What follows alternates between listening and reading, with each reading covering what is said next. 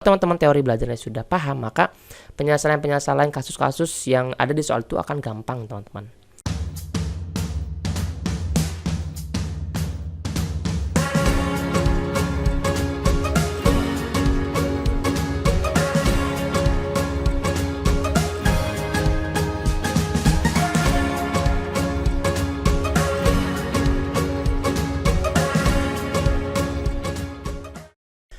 Bismillahirrahmanirrahim. Assalamualaikum warahmatullahi wabarakatuh. Kembali bersama channel Tes dan Navigator Guru. Selamat siang semuanya, semoga sehat selalu dan tetap semangat. Teman-teman semua, kali ini kita akan bahas tentang soal-soal yang biasa keluar nih teman-teman di seleksi akademik PPG dalam jabatan.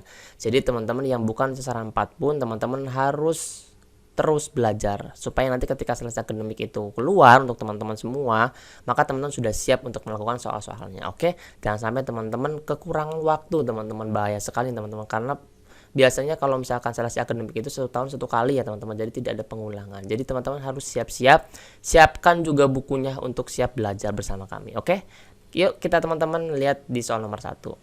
Soal ini berkaitan dengan pedagogik ya teman-teman ya, karena nanti teman-teman akan dihadapkan pedagogik dan profesional. Nah, kali ini kita akan pedagogik dulu. Nomor 1 adalah selama kegiatan pembelajaran Bu Anggun lebih menekankan pada keaktifan peserta didik, critical thinking, dan menyusun konsep-konsep, serta memahami makna dari hal-hal yang dipelajari Teori yang mendukung dari pemaparan di atas adalah apa nih teman-teman? Saya akan aktifkan dulu pen tabletnya ya teman-teman ya. Nah, ini ABCD teman-teman. Di sini sudah ada ciri-cirinya teman-teman.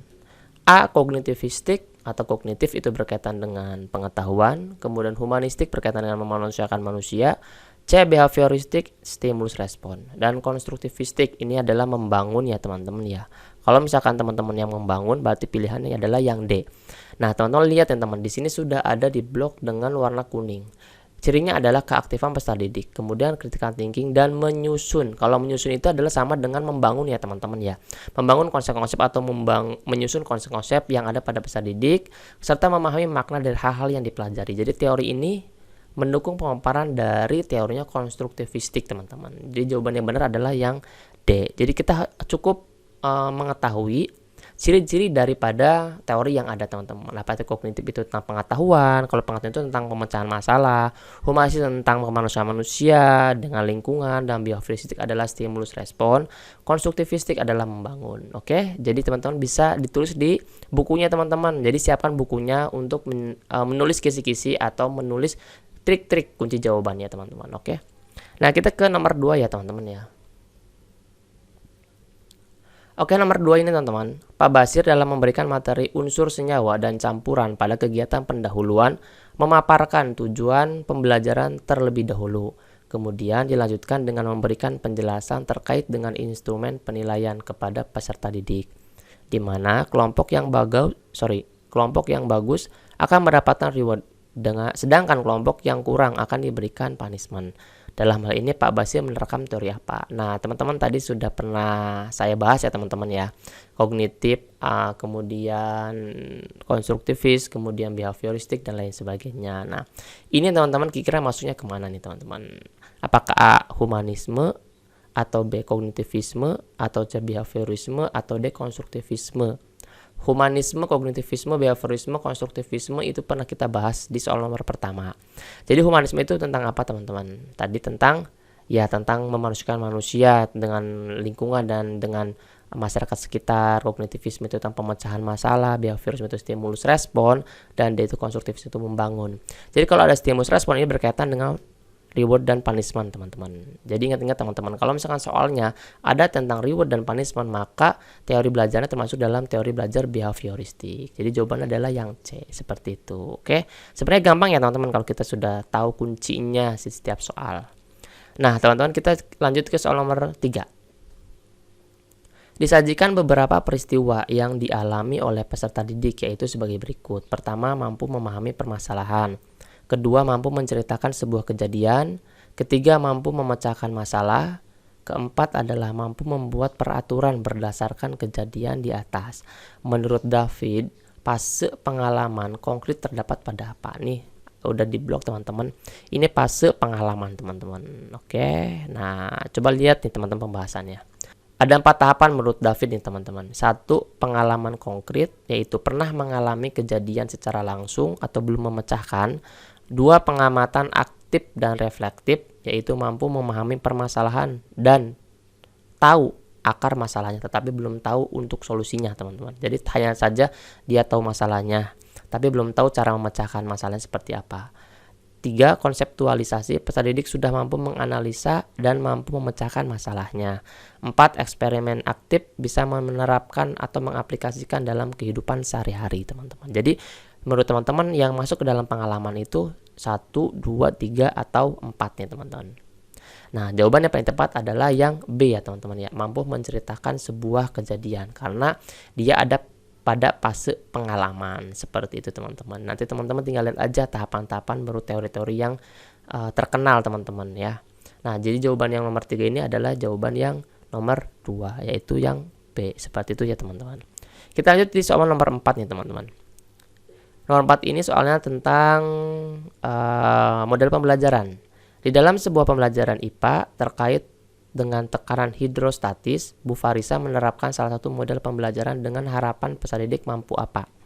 1. Berinteraksi, 2. Memecahkan masalah, 3. Mengintegrasikan diri, 4. Berkomunikasi. Yang ditanyakan adalah fase kognitif. Tadi saya sudah berikan clue-nya teman-teman. Kalau misalkan berkaitan dengan kognitif, maka dia tentang pemrosesan pengetahuan atau tentang pemecahan masalah teman-teman. Oke. Jadi cari yang berkaitan dengan pemecahan masalah. A. Berinteraksi, ini humanistik atau humanisme ya masuknya teman-teman. B. Memecahkan masalah, nah ini termasuk dalam kognitif. Nah jawaban yang paling tepat adalah yang B, tapi kita akan bahas yang C dan D teman-teman. Mengintegrasikan diri itu bukan tentang kognitif, berkomunikasi pun bukan dengan kognitif. Nanti banyak berkaitan dengan humanistik ya teman-teman ya. Ada juga yang berkaitan dengan behavioristik. Jadi teman-teman harus hafal teman-teman, triknya adalah kalau berkaitan kognitif maka dia pemrosesan pengetahuan atau pemecahan masalah. Jadi jawabannya nomor 4 ini adalah yang B, oke? Nah, kita lanjut ke soal nomor 5 nih teman-teman. Jadi soalnya itu sampai 10 ya teman-teman ya. Nanti teman-teman tinggal lihat sampai akhir, jangan sampai di skip-skip supaya penjelasannya tidak terpotong-potong. Jangan lupa teman-teman subscribe juga teman-teman ya, dan bunyikan tanda loncengnya supaya ketika saya memberikan soal-soal terbaru teman-teman sudah langsung ada di handphonenya teman-teman. Nomor 5 ini teman-teman, di tempat mengajar Bu Desi, seluruh komponen pendidikannya memiliki tujuan yang sama, yaitu peserta didik diharapkan menjadi manusia-manusia yang ideal, menjadi manusia yang dicita-citakan, dan menjadi manusia yang mampu mencapai aktualisasi diri. Dalam hal ini, komponen pendidikan di tempat mengajar Bu Desi menerapkan teori apa? Masih tentang teori nih teman-teman. Di sini sudah dibold teman-teman, menjadi manusia yang ideal. Nah, tadi kan sudah ada clue-nya teman-teman. Kalau misalkan berkaitan dengan manusia, nah berarti teorinya apa? Nah, kalau sibernetik itu dunia maya teman-teman, internet gitu. Kemudian kalau behavioristik, stimulus respon, reward and punishment seperti tadi.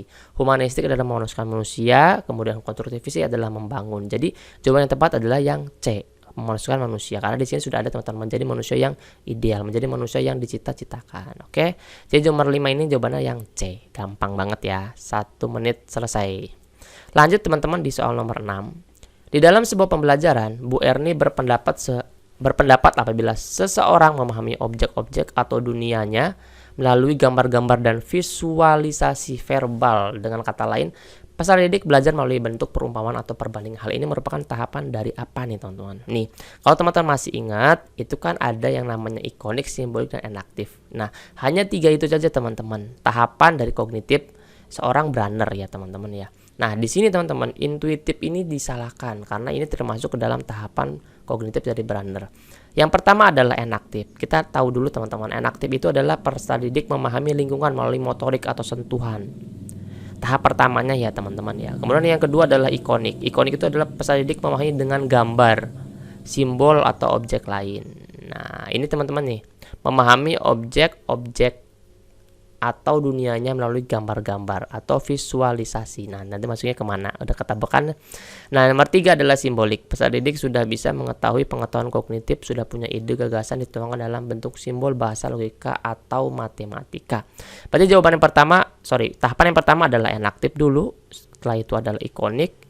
Setelah ikonik selesai adalah simbolik. Jadi simbolik ini adalah perpaduan antara inaktif dan ikoniknya ya teman-teman ya. Jadi jawaban yang paling tepat adalah yang mana nih teman-teman?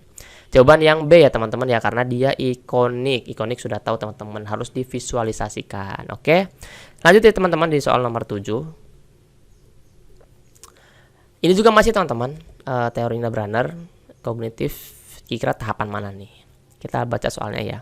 Bu Wahyu adalah salah satu guru di sekolah X. Dalam pembelajarannya kali ini, Bu Wahyu lebih mengedepankan agar peserta didik lebih memahami lingkungan dengan menggunakan pengetahuan motoriknya. Misalnya dengan sentuhan, gigitan, ataupun pegangan kepada benda-benda yang nyata atau konkret. Jadi tahapannya adalah dia harus memegang dulu nih. Nah, jadi kan berarti harus lihat dulu ya teman-teman ya, bentuknya seperti apa.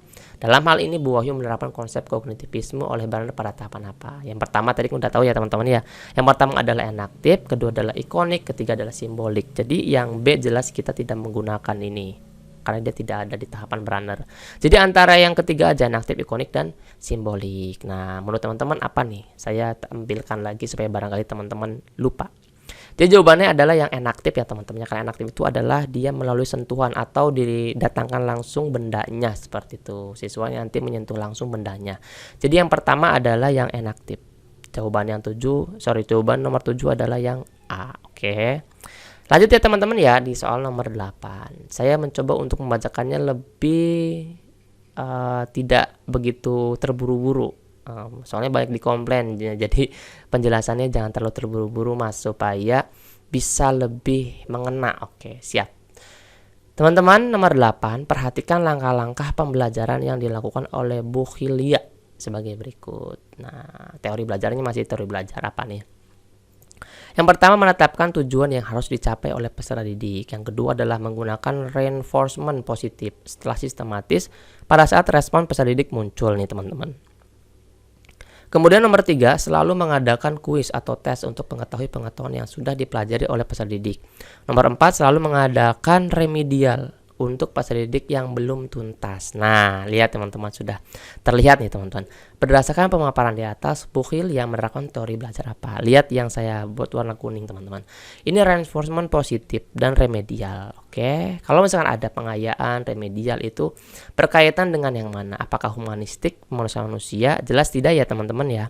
Apakah konstruktivistik, membangun pengetahuan? Jelas ini juga tidak. Kognitivistik atau memproses pengetahuan, ini pun tidak. Apakah behavioristik? Jadi jawaban yang paling tepat adalah behavioristik teman-teman. Karena ada remedial nih teman-teman. Ada remedial pengayaan, kemudian ada respon positif, kemudian ada respon negatif, dan ada stimulus respon, itu berkaitan dengan behavioristik. Jadi jawaban nomor 8 ini adalah yang D. Kalau teman-teman teori belajarnya sudah paham, maka penyelesaian kasus-kasus yang ada di soal itu akan gampang teman-teman. Kita lanjut teman-teman di soal nomor 9. Teori ini memandang belajar sebagai hasil dari pembentukan hubungan antara rangsangan dari luar atau stimulus dan respon. Udah jelas teman-teman, ada stimulus dan respon. Jadi teman-teman pasti tidak mungkin membaca sampai akhir ya. Ini buang-buang waktu aja sih teman-teman kalau misalnya sampai akhir. Boleh langsung telepon terakhir teman-teman. Teori belajar dimaksud adalah teori mana? Jelas ini teorinya tentang behavioristik. Seperti itu. Gampang teman-teman ya. Jadi kita bisa langsung klik teori yang mana yang sesuai dengan kata kuncinya. Oke. Tadi behavioristik tentang stimulus respon, kemudian humanistik tentang memanusiakan manusia, sibernetik tentang dunia maya, konstruktivis tentang membangun. Jadi gampang banget kalau teorinya ini kata kuncinya sudah dipahami. Teman-teman di nomor 10 ini silakan teman-teman baca, kemudian teman-teman bisa jawab di kolom komentar mana jawaban yang paling tepat sesuai dengan jawaban di soal nomor 10. Oke. Terima kasih teman-teman, mudah-mudahan ini bermanfaat. Nanti akan saya sambung lagi di part-part selanjutnya. Jangan lupa subscribe, like, dan share teman-teman jika video ini sangat bermanfaat untuk teman-teman dan saudara-saudara bestinya teman-teman. Oke, semangat selalu dan terima kasih. Mohon maaf bila ada salah-salah kata. Assalamualaikum warahmatullahi wabarakatuh.